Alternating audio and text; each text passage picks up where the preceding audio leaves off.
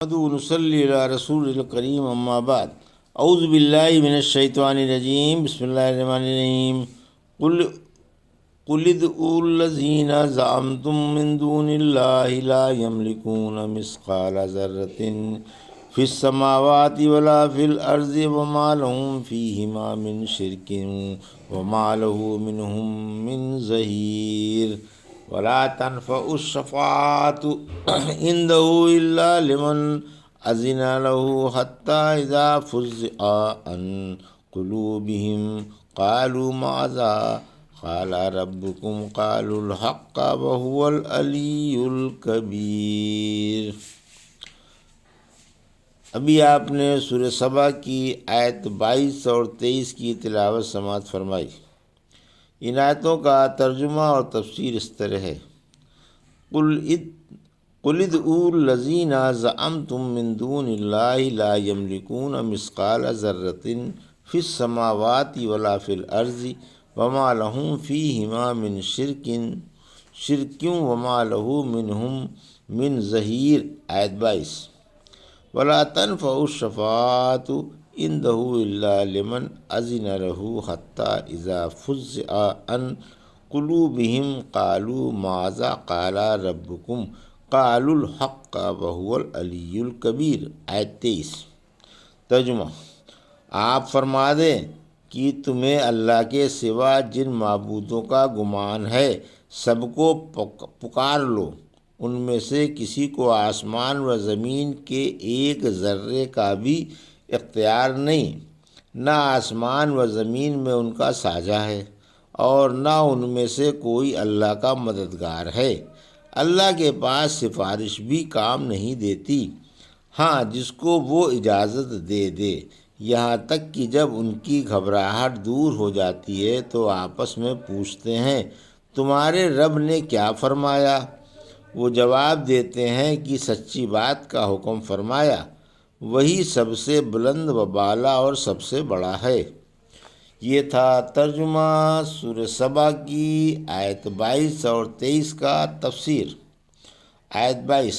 اللہ ہی سچا معبود ہے، یعنی تنہا اور اکیلا معبود اللہ ہی ہے جو یکتا اور بے نیاز ہے۔ اللہ کا نہ کوئی نظیر ہے اور نہ کوئی ساجی، بلکہ وہ تنہا کام مستقل طور پر انجام دیتا ہے اور بلا شرکت غیر تمام کام کرتا ہے، نہ اس سے کوئی جھگڑا کرنے والا ہے اور نہ مزاحمت کرنے والا۔ فرمایا اللہ کے سوا جتنے اور معبودوں کی پرستش کی جاتی ہے، اے مشرکو تم ان سب کو بلا لو، انہیں آسمان و زمین کے ایک ذرے کا بھی تو اختیار نہیں۔ سورہ فاطر کی آیت 13 میں فرمایا اللہ کو چھوڑ کر جن لوگوں کو تم پکارتے ہو ان کا کھجور کی جھلی تک پر بھی اختیار نہیں، بالکل بے بس و لاچار ہیں۔ پھر فرمایا کہ آسمان و زمین میں ان کا ساجہ بھی نہیں، یعنی نہ تو وہ کسی چیز کے مستقل طور پر مالک ہیں اور نہ شرکت کے طور پر، اور نہ ان میں سے کوئی رب کا مددگار ہی ہے، بلکہ تمام مخلوق ادنا سے لے کر اعلیٰ تک اللہ کی محتاج ہے اور اس کی رعیت و غلام ہے۔ آیت 23۔ اللہ کی اجازت کے بغیر کوئی سفارش نہیں کرے گا، یعنی اللہ کی عظمت و جلال کا اور اس کی کبریائی کا اور رعب و دعاب کا یہ عالم ہے کہ کوئی کسی کی سفارش کے لیے اس کی مرضی کے بغیر لب بھی نہیں ہلا سکتا جب تک کہ خود حق تعالیٰ سفارش کی اجازت نہ دے دے۔ سورہ بقرہ کی آیت 255 میں فرمایا بلا اس کی مرضی کے اس کے پاس کوئی بھی کسی کی سفارش نہیں کر سکتا۔ سورہ نجم کی آیت 26 میں فرمایا آسمانوں میں بہت سے ایسے فرشتے ہیں جن کی سفارش کچھ بھی کام نہیں آئے گی، ہاں اللہ جس کے لیے انہیں سفارش کی اجازت دے دے تو سفارش کام دے دے گی اور راضی بھی ہو۔ سورہ انبیاء کی آیت 28 نے فرمایا فرشتے انہی کی سفارش کریں گے جن سے اللہ راضی ہوگا اور وہ اس کے خوف سے کانپ رہے ہوں گے، یہی وجہ ہے کہ نبی کریم صلی اللہ علیہ وسلم جو بنی نو آدم کے سردار ہیں اور اللہ کے پاس سب سے بڑے سفارشی ہوں گے۔ جب مقام محمود حاصل محمود حاصل فرمالی مانگیں گے اور سفارش کبریٰ کا ارادہ فرمائیں گے تو سفارش کے لیے رب کے پاس آئیں گے۔ فرماتے ہیں میں اللہ کے سامنے سجدے میں گر پڑوں گا، جب تک اسے منظور ہوگا میں سجدے میں پڑا رہوں گا۔ اس وقت ایسی ایسی تعریفیں میرے دل میں ڈال دی جائیں گی جو دماغ میں نہیں ہیں۔ پھر کہا جائے گا محمد صلی اللہ علیہ وسلم سر اٹھاؤ، تمہاری بات سنی جائے گی، سوال کرو تمہیں دیا جائے گا، اور سفارش کرو تمہاری سفارش منظور کر لی جائے گی۔ پھر فرمایا کہ جب فرشتوں کے دلوں سے گھبراہٹ دور ہو جاتی ہے تو ایک دوسرے سے پوچھتا ہے تمہارے رب نے کیا فرمایا؟ وہ جواب دیتے ہیں کہ سچی بات فرمائی۔ یعنی جب دلوں کی گھبراہٹ جاتی رہتی ہے تو آپس میں پوچھنے لگتے ہیں کہ تمہارے رب نے کیا فرمایا، تو اس کے فرمان کی اطلاع عرش اٹھانے والے فرشتے دیتے ہیں، اور پھر درجہ بدرجہ پہلے آسمان والے فرشتوں کو خبر ہوتی ہے۔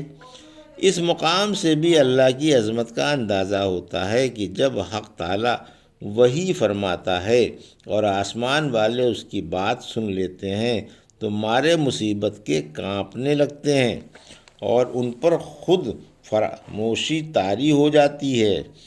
پھر فرمایا فرشتے اس حق کا اظہار کرتے ہیں، یعنی جوں کا توں بتا دیتے ہیں، ایک حرف کی بھی کمی بیشی نہیں ہونے پاتی۔ اللہ بڑے بلند مقام والا اور سب سے بڑا ہے۔ رحمت عالم صلی اللہ علیہ وسلم نے فرمایا کہ جب اللہ آسمان میں کسی کام کا فیصلہ کرتا ہے تو فرشتے عاجزی سے اپنے سر جھکا لیتے ہیں۔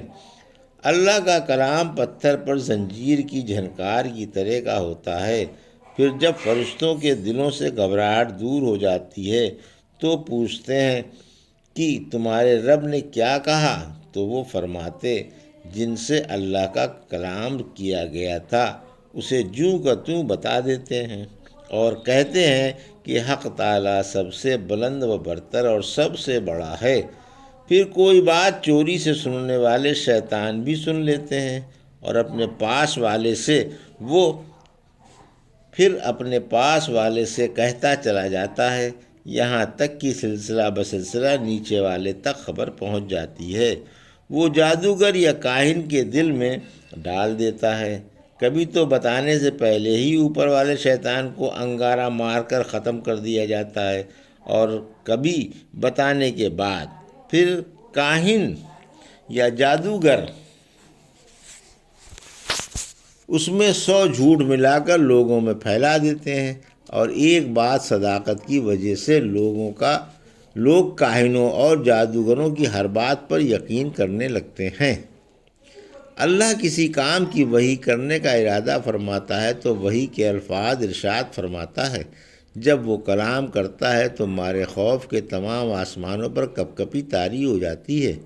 اس وحی کو سن کر سب فرشتے سجدے میں گر جاتے ہیں اور ان کے ہوش اڑ جاتے ہیں۔ پھر سب سے پہلے حضرت جبرائیل علیہ السلام سر اٹھاتے ہیں، اللہ اپنا ارادہ ان پر ظاہر فرماتا ہے، اور حضرت جبرائیل علیہ السلام تمام آسمان کے فرشتوں کو اس سے خبردار کرتے ہیں۔ ہر آسمان والے فرشتے آپ سے پوچھتے ہیں کہ جبرائیل حق تعالیٰ نے کیا فرمایا؟